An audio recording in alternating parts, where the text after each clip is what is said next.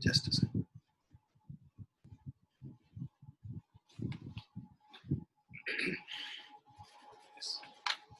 So we had started with gravitation in the previous class. We did some part of the theory where we started with the force acting on two particles having masses m1 and m2.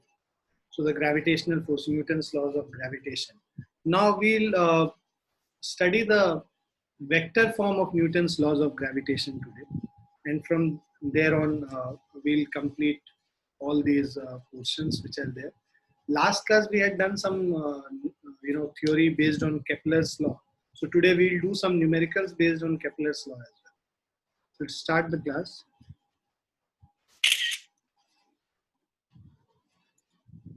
So vector form of Newton's law of gravitation. Consider 2 point bodies A and B of masses m1 and m2. मान लीजिए A का मास m1 है और B का मास m2 है. Okay. Placed distance r apart. The distance between them is r. Let r12 is the unit vector from A to B. So r12. Okay. r12 is unit vector from A to B. And r21 is unit vector from B to A. So r21 is a unit vector from B to A, right? F12 is gravitational force exerted on the body A by body B. So F12 is gravitational force exerted on A by B, right? And F21 is gravitational force on body B by body A. So you have to learn these notations. Why? Because this is standard. तुम इसी चीज को इलेक्ट्रोस्टैट में भी करोगे. जब हम लोग चार्ज वगैरह लेंगे और vector form of Coulomb's law लिखेंगे तो वहां पे भी सेम चीज हम लोग कर रहे होंगे. यहाँ पे मासेस है, वहां पे बस चार्ज हो जाएगा, बाकी सब चीज सेम रहेगा. तो इसीलिए ये ध्यान रखो कि जब r12 लिखते हैं तो 1 से लेके 2 तक, मतलब ये इसको 1 मान लो और इसको 2 मान लो, A को 1 और B को 2. r12 लिखेंगे तो यूनिट वेक्टर फ्रॉम 1 to 2, 1 से लेके 2 तक, और r21 लिखेंगे यूनिट वेक्टर फ्रॉम 2 to 1.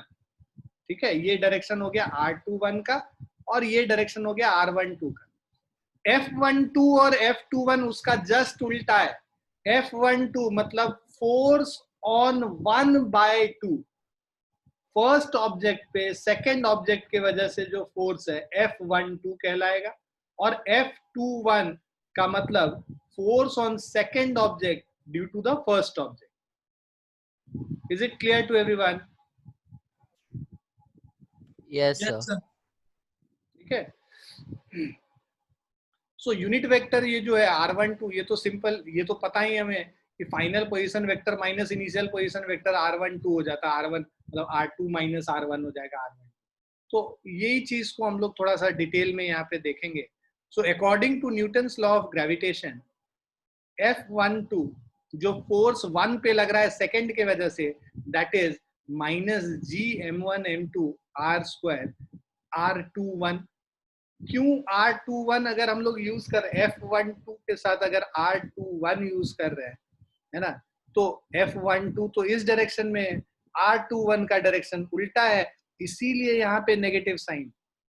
अगर यहाँ पे r12 लिख लेंगे तो यहाँ पे पॉजिटिव साइन आ जाएगा, क्योंकि r12 के डायरेक्शन में ही फोर्स F12 का डायरेक्शन. क्लियर है बच्चों? Yes sir. Yes sir. तो F12 का ये हो गया value minus Gm1m2 r² by r21. Next पे आते हैं. अब F12 is what? Gravitational force exerted on body A by body B. ये तो अब हम लोग ने कर लिया यहाँ तक. जानबूझ के मैंने इसको रिपीट किया है जिससे हमारे पास डायग्राम और ये सब नोटेशन रहे. So here negative sign indicates that the direction of F12 is opposite to that of r21. ये नेगेटिव साइन क्या बताता है? r21 और F12 का. F12 का डायरेक्शन इधर है और r21 का डायरेक्शन उसके ऑपोजिट में है. तो F12 और r21 का डायरेक्शन ऑपोजिट है, ये कौन बताता है? नेगेटिव साइन बताता है. In fact the negative sign shows that the gravitational force is attractive in nature.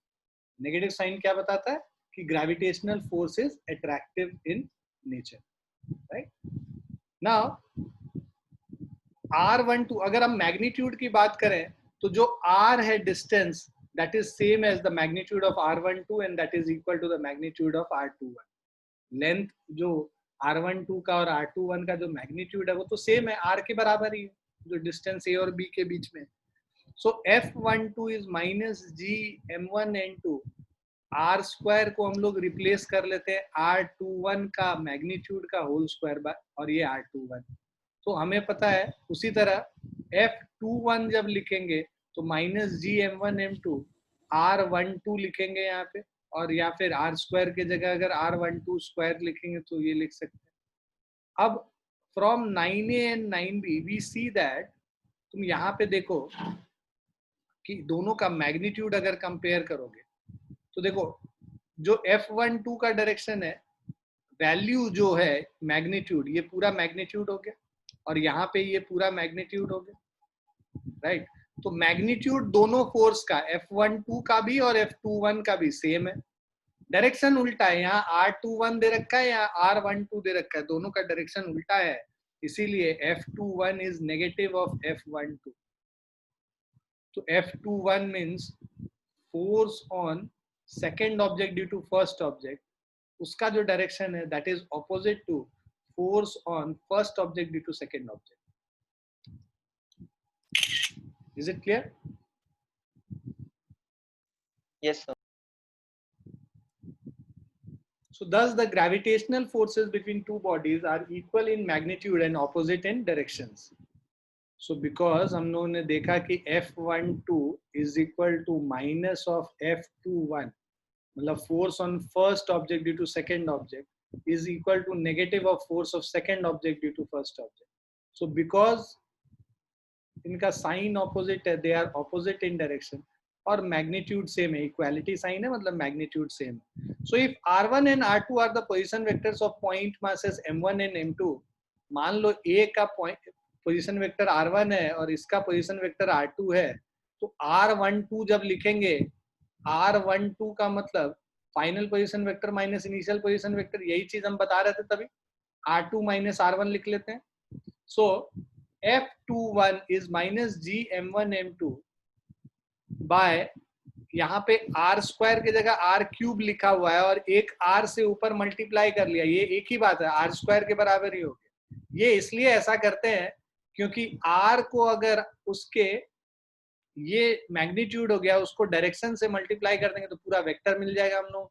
तो मैग्नीट्यूड को इससे मल्टीप्लाई कर दिया तो पूरा वेक्टर R12 मिल गया.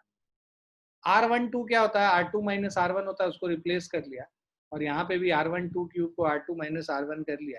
तो ये हमारा एक दूसरा second form of vector form of force between force on second object due to first object is this. Is it clear? Yes, sir. Yes, sir. तो सेम चीज रिपीट तुम देखोगे जब हम लोग 12th क्लास में कुलम्स लॉ कर रहे होंगे. चार्ज के बीच में जो कुलम्स लॉ जो फोर्स बताता है दो चार्ज के बीच में, वहां पे अट्रैक्टिव और रिपल्सिव दोनों होता है. डिपेंड करता है कि दोनों चार्ज अगर सेम पोलैरिटी का है तो रिपल्सिव फोर्स होगा और ऑपोजिट पोलैरिटी का है तो अट्रैक्टिव फोर्स. क्लियर है बच्चों?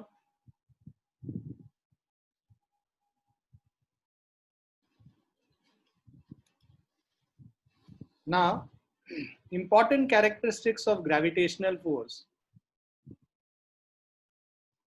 So, according to Newton's law of gravitation, तो अगर gravitational force के सारे characteristics हम लोग पढ़ें, तो according to Newton's law of gravitation, the gravitation force of attraction between two bodies is independent of nature of intervening medium. ठीक है? तो मतलब उनके बीच में जो मीडियम है उस पे डिपेंडेंट नहीं है, that is independent of the medium between these two.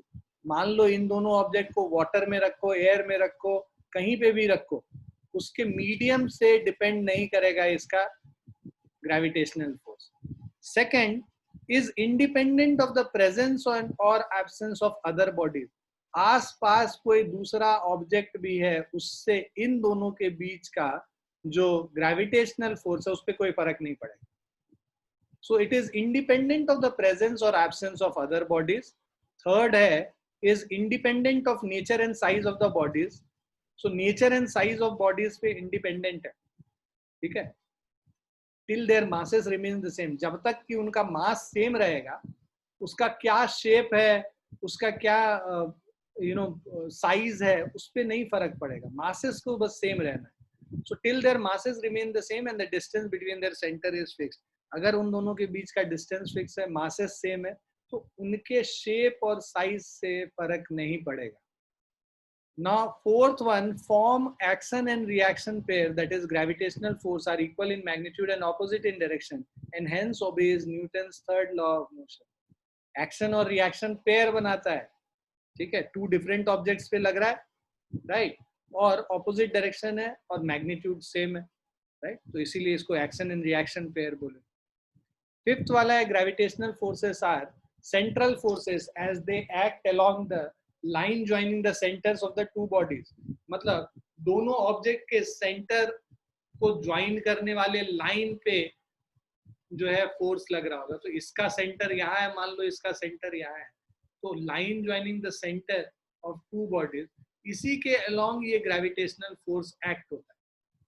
Sixth one is the gravitational forces are conservative forces. क्या है ये gravitational forces? They are conservative forces, right. Conservative forces का मतलब कौन बताएगा मुझे? What are conservative forces? बताओ भाई. Sir, the forces which are path independent. The forces which do not depend on path, okay, are known as, so basically work done जो यहाँ पे है path dependent नहीं होगा, इनिशियल और फाइनल पोजीशन पे बस डिपेंड करता है. उस केस में हम ऐसे फोर्सेस को कंजर्वेटिव फोर्सेस कहते हैं, ठीक है. और दूसरा कि अगर हम जहां से स्टार्ट किए और वापस वहीं पे पहुंच जाएं तो नेट वर्क डन क्या हो जाएगा? जीरो हो जाएगा, ठीक है. तो ऐसे फोर्सेस को भी हम लोग कंजर्वेटिव फोर्सेस कहते हैं, ठीक है. राउंड अबाउट मोशन अगर आता है तो उसमें वापस अगर उसी पॉइंट पे पहुंच जाएंगे तो net work done is zero there. So in that case such forces are known as conservative forces. Is it clear to everyone?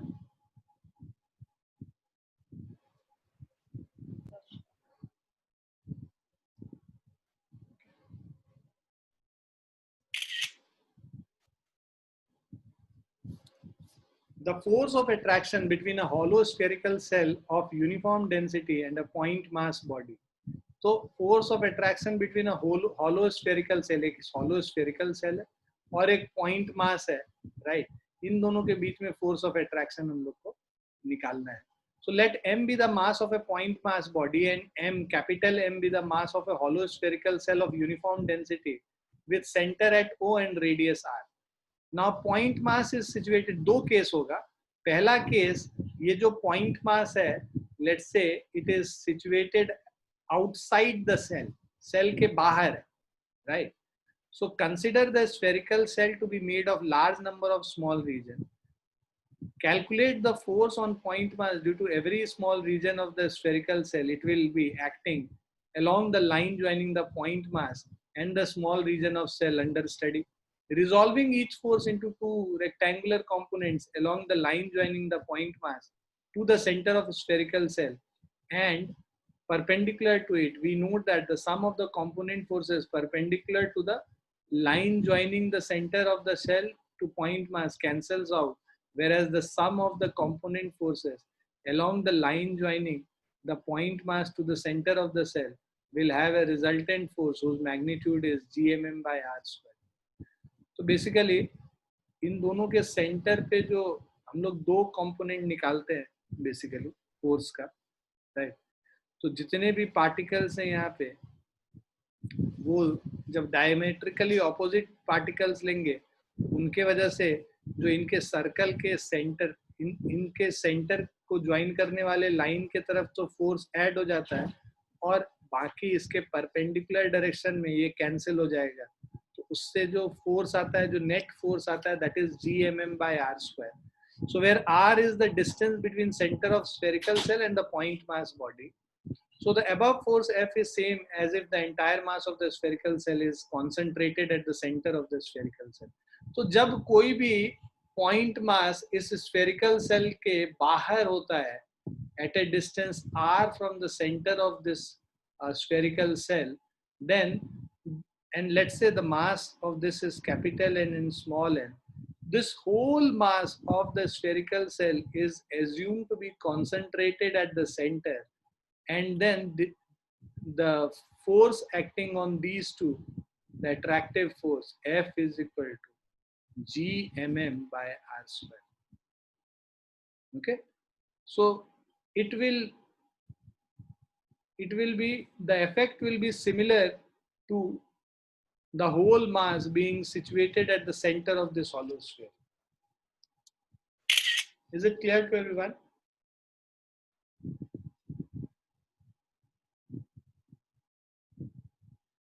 Yes.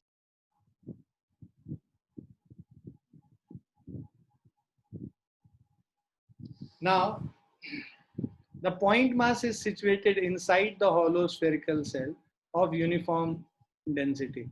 तो अगर जब इसके अंदर स्फेरिकल सेल के अंदर अगर कोई पॉइंट मास आ जाता है, लेट्स से ये हमारा स्फेरिकल सेल है, इस सेल के यहाँ सेंटर और यहाँ पे कहीं अंदर आ गया ये पॉइंट मास स्मॉल है और ये कैपिटल है. So the resultant gravitational force on this point mass is zero. It is so because the gravitational forces on the point mass due to various small regions of the spherical cell will be acting in various directions, will cancel out each other.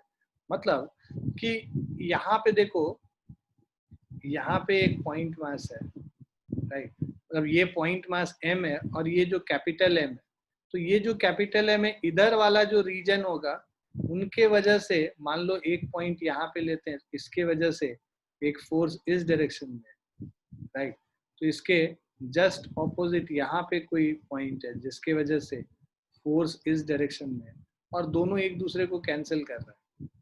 ठीक है, तो for every point which is there on this side of this M, so there are points on this side which will cancel the effect of the forces, and net force acting on a particle which is inside the spherical cell will be equal to zero. So that's what is said here. So gravitational force on a point mass body situated outside the hollow spherical cell, तो ये दो case है. So gravitational force on a point mass body situated outside the hollow spherical cell of uniform density will be same as if the entire mass of the spherical cell is concentrated at its center. And the gravitational force on a point mass body situated inside the hollow spherical cell will be of uniform density will be zero. Why? Because the effects will cancel each other. Is it clear, बच्चों? दोनों case clear है? Yes, sir. Now, principle of superposition of gravitation. तो principle of superposition क्या बोलता है कि अगर हमारे पास n मास हैं और उन n मासेस के वजह से एक पर्टिकुलर मास है जिस पे हम लोग को नेट फोर्स लगाना है, तो हम लोग क्या करते हैं, सारे मासेस, मैंने क्या बोला था ग्रेविटेशनल फोर्स के बारे में, जो कैरेक्टरिस्टिक्स हम लोग पढ़ रहे थे, तो दूसरा पॉइंट मास के होने ना होने से जो फोर्स है उस पर कोई फर्क नहीं पड़े. दो पॉइंट मास के बीच में जो फोर्स ऑफ अट्रैक्शन है, that will be the same even if there are many particles in and around it, right? So what we do, we find the individual forces between each of these pairs and then vectorially add these individual forces to get the net force. Okay, so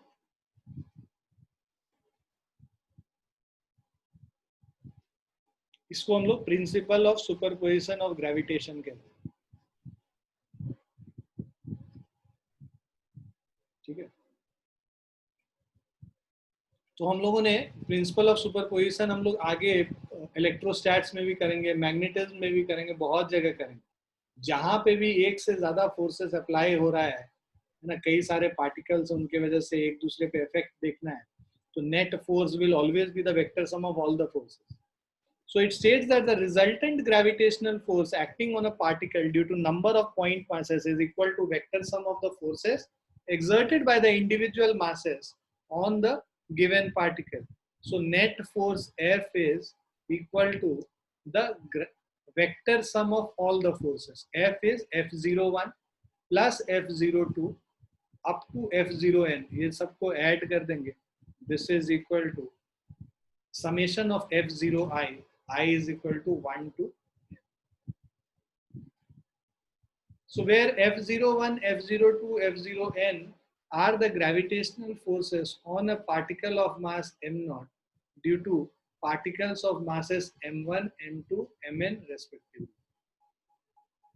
So if you see this figure, F01 is minus g m0 m1 by r square, okay, which is g m0 m1 by r01 का whole square और r01. तो basically हम लोग क्या कर रहे हैं कि यहाँ पे जो नेगेटिव साइन था तो r10 की जगह अब r01 हम लोगों ने कर लिया. उसी तरह F02 जो है हमारा ये हो गया, F0n हमारा ये हो गया. इन सारे फोर्सेस को अगर m0 पे जो फोर्सेस लग रहा है, force on 0 due to 1, force on 0 due to 2, force on 0 due to n, तो ये सारे फोर्सेस का जो वेक्टर सम हम लोग ऐड कर देते हैं, तो हमारा जो नेट फोर्स निकल के आएगा दैट इज जी m0. इन सब में कॉमन है, बाहर कर लिया. m1 r01 by r01 square, m2 r02 by r02 square, ये r02 होगा, ठीक है, एंड सो ऑन. तो ये जो है this is basically the principle of superposition of gravitation. Means each of these forces can be individually found out. So each of the forces between each of these pairs can be individually found out and then added vectorially to get the net force acting on a point mass m0. Clear है बच्चों? Yes, sir. अब कुछ questions करते हैं based on Kepler's law. So first question is the distance of planet Jupiter from the sun is 5.2 times that of the Earth.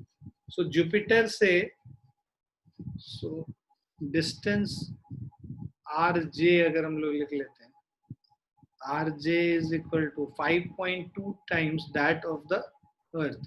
So this is 5.2 times radius of the Earth. Well, radius नहीं, distance from the Earth. Now find the period of revolution of Jupiter around the sun. तो हम लोग को पता है t square is proportional to r cube.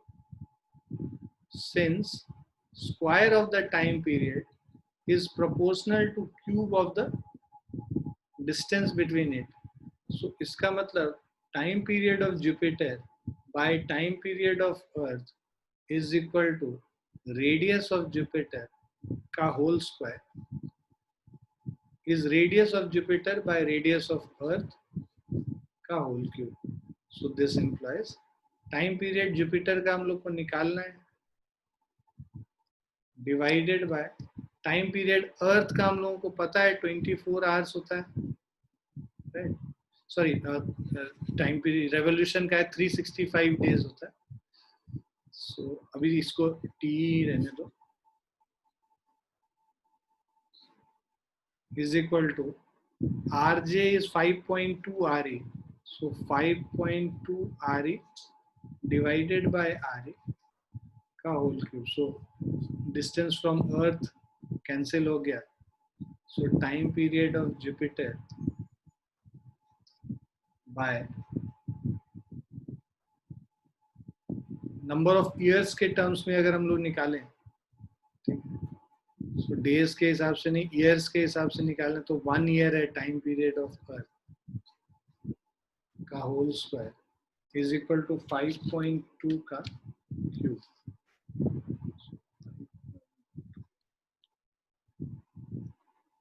So this is 140.608. So time period of Jupiter is root under 140.608. So 11.85 years. So 11.857 years.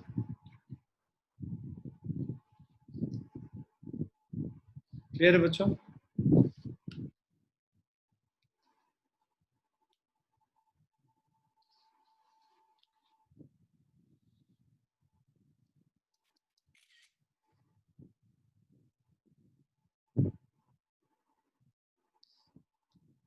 Is it clear बच्चों? Yes, sir.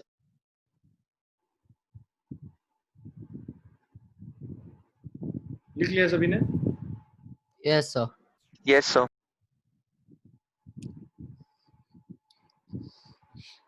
Second question है, a certain planet's year is 8 times that the Earth's year. So planet's year मतलब एक पूरा revolution में जो उसको time लगता है, that is 8 times that of the Earth's year. So time period of a planet is equal to 8 times the time period of Earth. Find the distance of this planet from the sun if the distance of the earth is 1 AU from the sun. So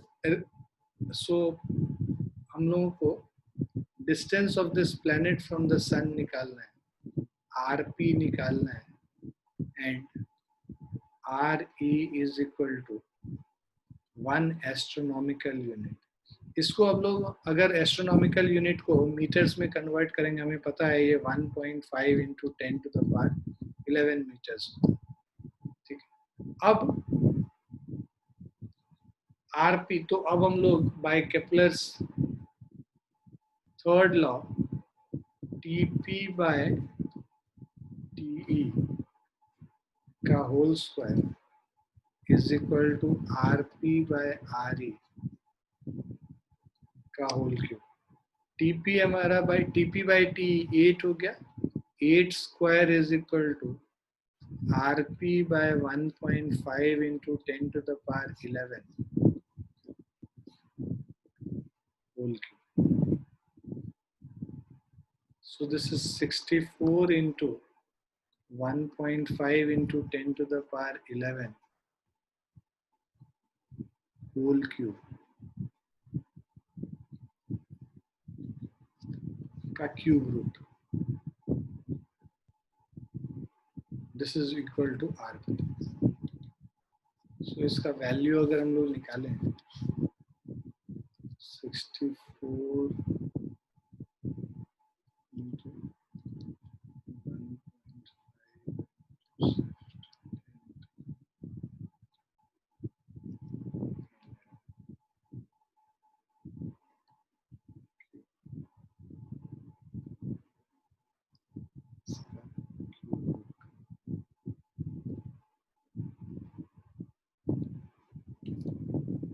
6 into 10 to the power 11 metre हो जाता है. 6 into 10 to the power 11 meter. So this is RP. Now यही हम लोग को निकालना था, distance of the planet from the sun.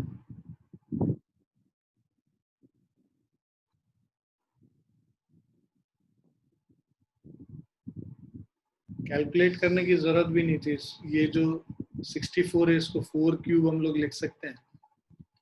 सो ये 4 cube into 1.5 into 10 to the power 11 का cube raise to the power 1/3.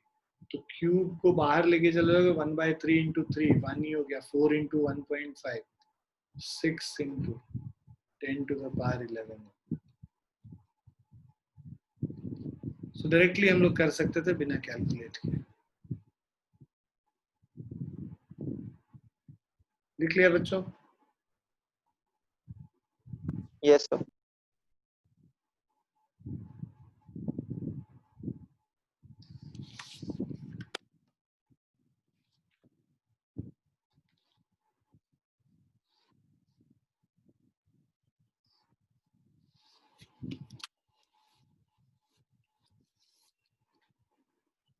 Now, let the speed of the planet at perihelion, perihelion मतलब जो पास वाला पोर्शन होता है, कल हम लोग कर रहे थे इसको. So speed of the planet at the perihelion P in this figure, okay, is in figure 6.24 be Vp, and the sun planet distance Sp be Rp. तो यहाँ पे जो speed है, this is equal to Vp, and the distance between sun and the planet is Sp, Rp basically. Relate Rp, Vp to the corresponding quantities at aphelion Ra and Va. Ra is this whole distance is Ra.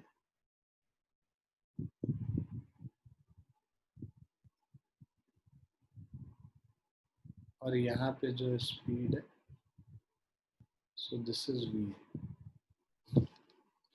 Will the planet take equal times to traverse BAC and CPB? तो ये जो BAC और CPB में जाने में will it take equal times? That's what we have to find out. So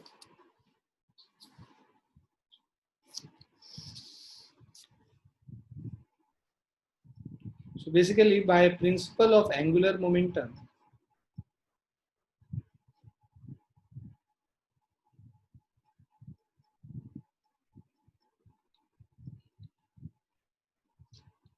by principle of conservation of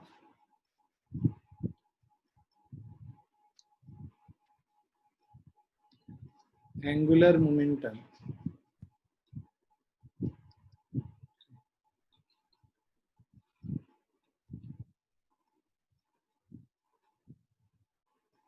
angular momentum of planet at P is equal to angular momentum of planet at A. So MVR होता है angular momentum, तो M into VP into RP is equal to M into VA into RA.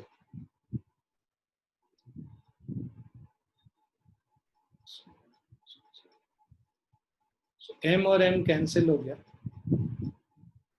So we have Vp by Va is equal to Ra upon Rp. Now, since Rp is less than Ra, Rp is less than Ra or Ra is greater than Rp, this implies Vp is greater than V. Velocity at perihelion is greater than velocity at aphelion.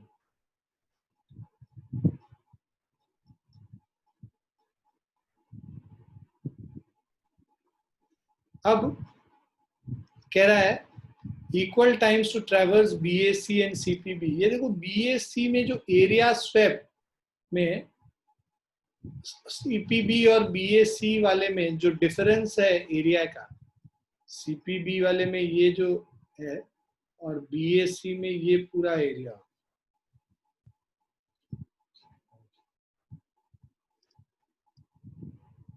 So area swept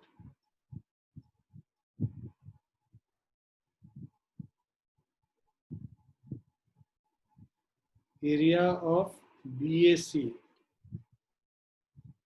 is greater than area subtended by BPC CPB. ठीक है, BAC का area CPB के area से ज्यादा है, तो this implies इस दोनों को T से डिवाइड कर दो. एरियल वेलोसिटी सेम होता है ना, एरियल वेलोसिटी अगर सेम है, सो दैट मीन्स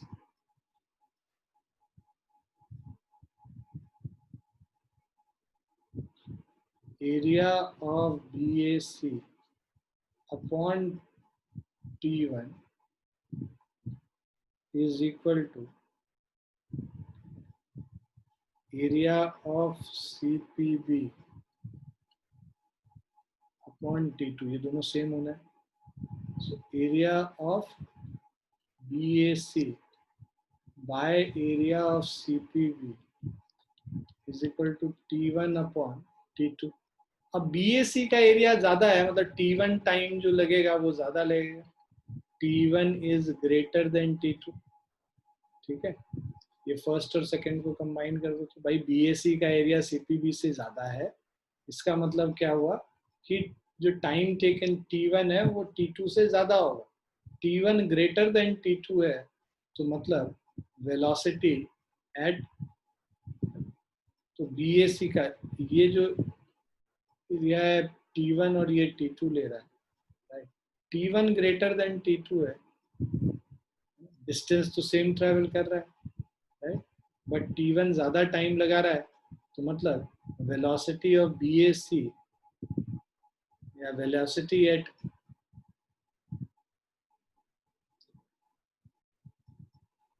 तो यही हम लोग को प्रूव करना था. Sorry, will the planet take equal times to traverse BAC and CPB? No.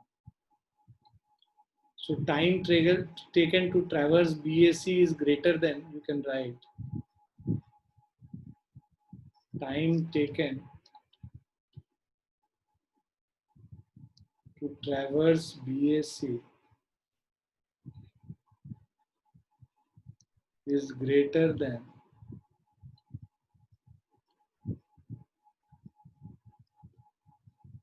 time taken to traverse CPB. Is it clear?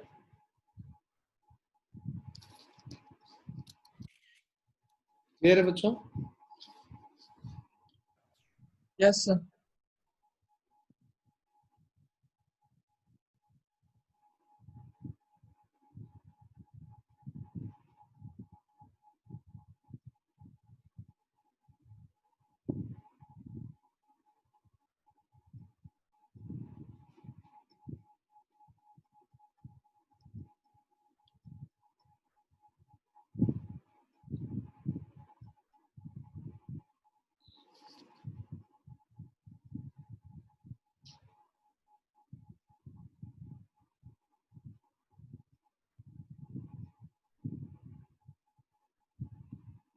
लिख लिया बच्चों? Yes, sir. Yes, sir.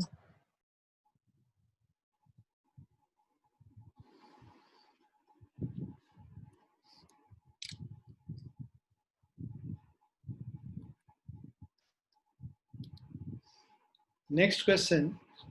Given that T square is equal to K times R cube, ये हम लोग जानते हैं कि T square is proportional to R cube. So T square is K times R cube. Express the constant K of the above relation in days and kilometers. Given K is 10 to the power minus 13 second square per meter cube. The moon is at a distance 3.84 into 10 to the power 5 kilometer from the earth. Obtain its time period of revolution in days. So अभी देखिए,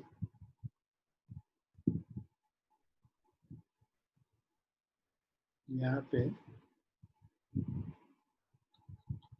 R दे रखा है 3.84 into 10 to the power 5 kilometre, और K का value दे रखा है 10 to the power minus 13 S square M minus 3. Now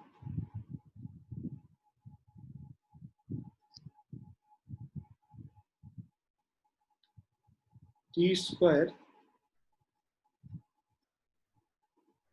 पहले अर्थ के केस में, ठीक है, हम लोग निकालते हैं यहाँ पे पहले. So this is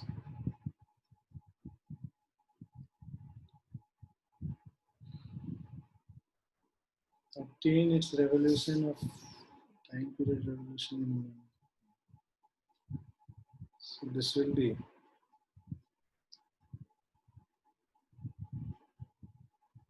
number of days. अगर हम लोग देखें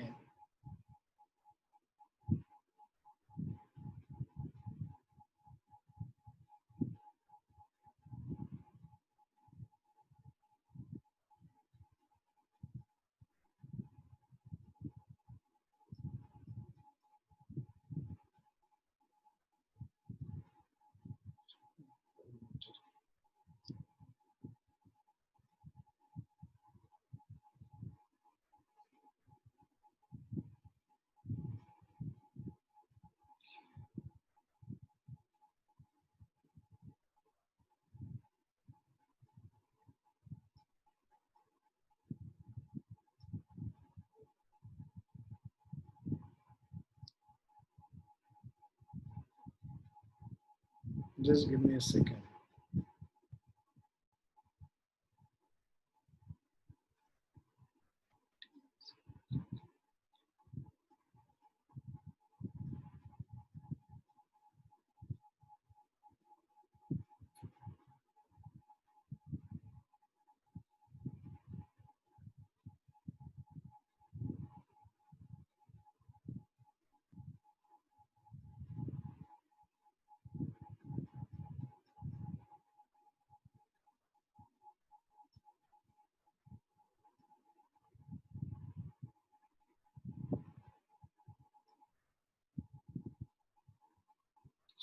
T square is equal to K times R cube.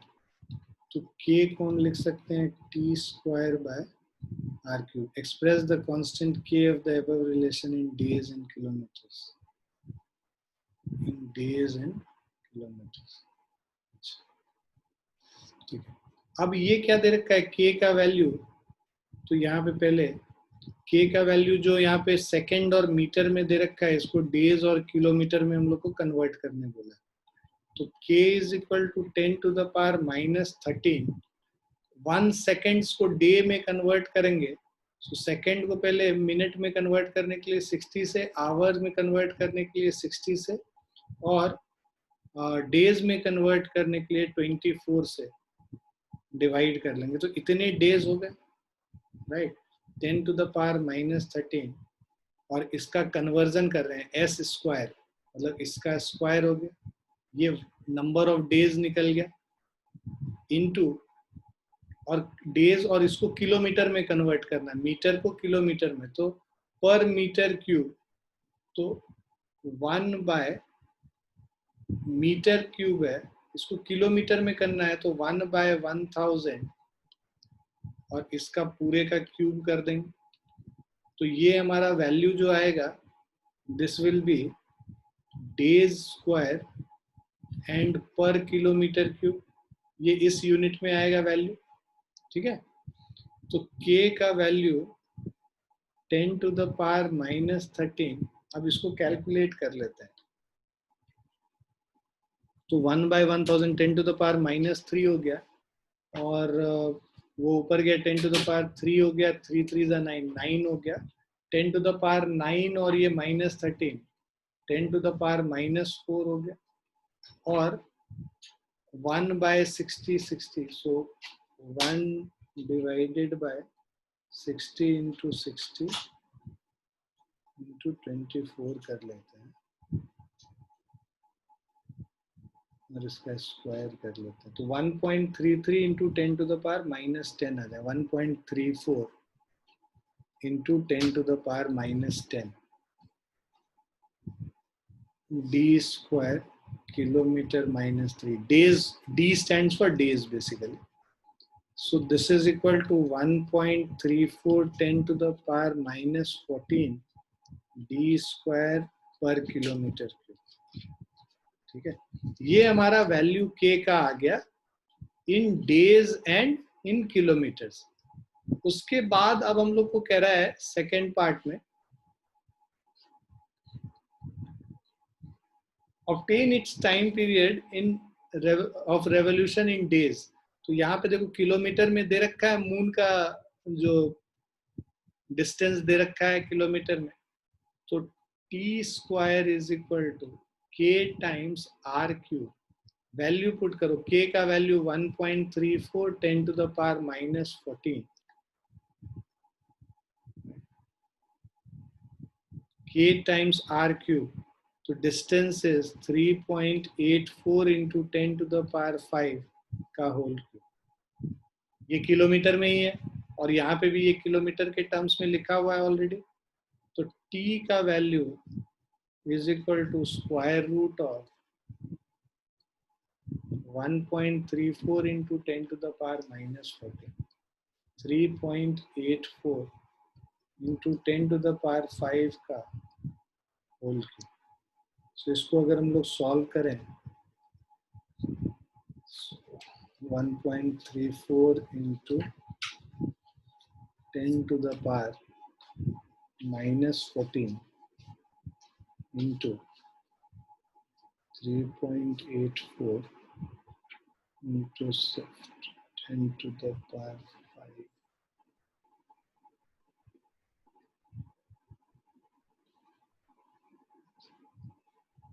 And then square root. So 27.54. So t is equal to 27.54 days. Yeah. So time period of revolution in days is 27.54 days. Clear है बच्चों?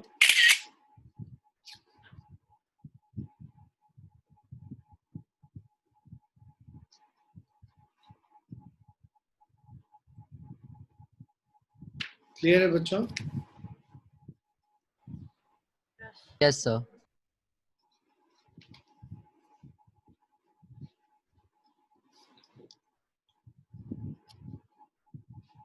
लिख लिया सभी ने? Yes, sir. Next question है, according to Kepler's law of periods, t square is kr cube, where k is a constant. Compute the value of k for A, Earth, and B, the Venus. Given that orbital radii of the Earth and the Venus, orbital radius दे रखा है इसका, and their respective period are 1 year and this. Okay. So इसको convert कर लेते हैं 1 years को पहले second में. तो k is equal to t square upon r cube.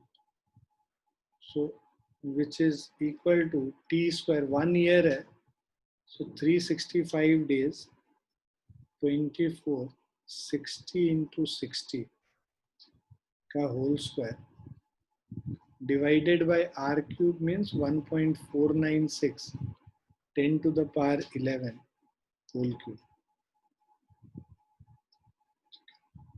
So this is equal to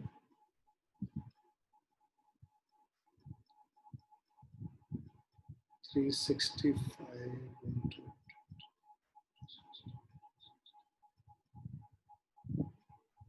square divided by 1.6.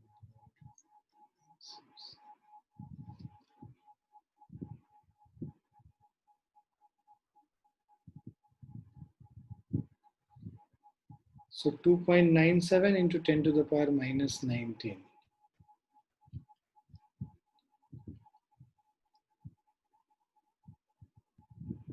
Second square पर metre. ये तो अर्थ के केस में हो गया. अब वीनस के केस में अगर हम बात करें, ये तो कांस्टेंट है, सबके लिए बराबर होना चाहिए. Let us check it.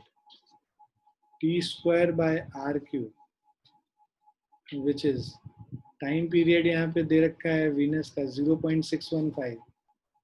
तो 0.615 into 365 into 24 into 60 into 60 whole square by r is 1.082 into 10 to the power 11 cube.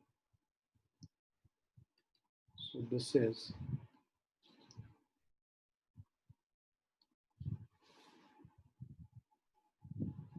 0.615 into 365, 24 into 60 into 60, divided by 1.08.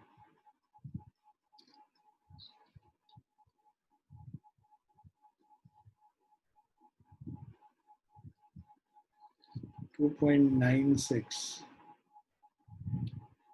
2.97, 10 to the power minus 9. So आप देखिए k का वैल्यू दोनों केस में same आ रहा है. Venus के case data से भी आप कैलकुलेट करें, चाहे अर्थ के डेटा से कैलकुलेट करें, बोथ केस में सेम. क्लियर है बच्चों? Yes, sir. लिख लिया? Yes, sir.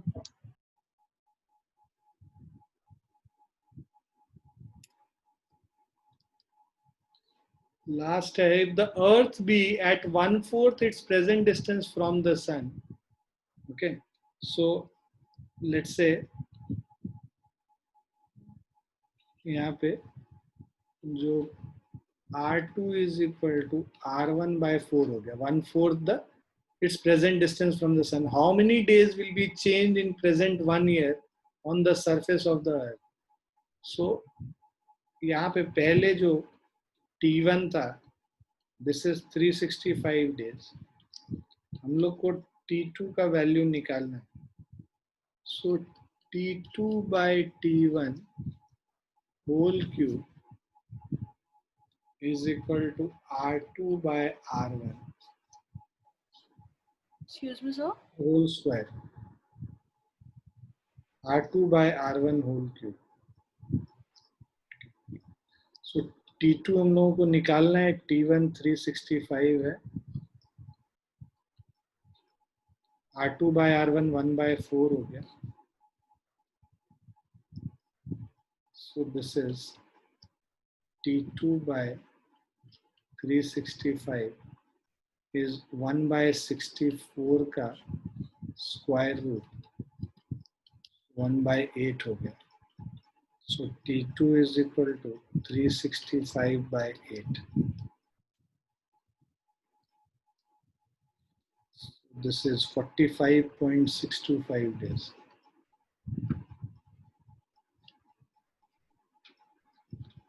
So कह रहा how many days, ये तो कितने days change हो गए, that is 33. So number of days change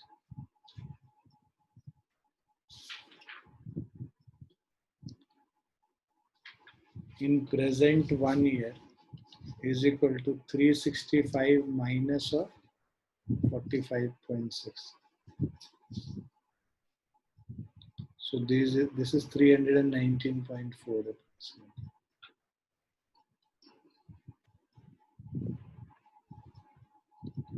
So this is the number of days which has changed.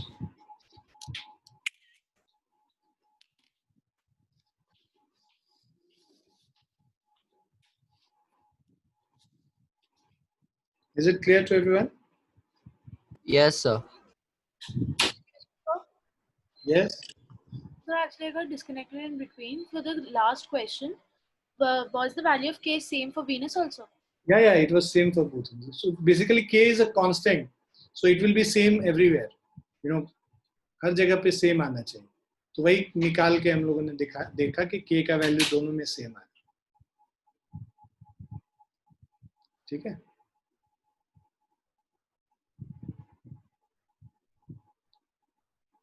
लिख लिया आप लोगों ने? Yes, sir. Yes, sir. ठीक है. We'll stop here and we'll start the maths class in 5 minutes.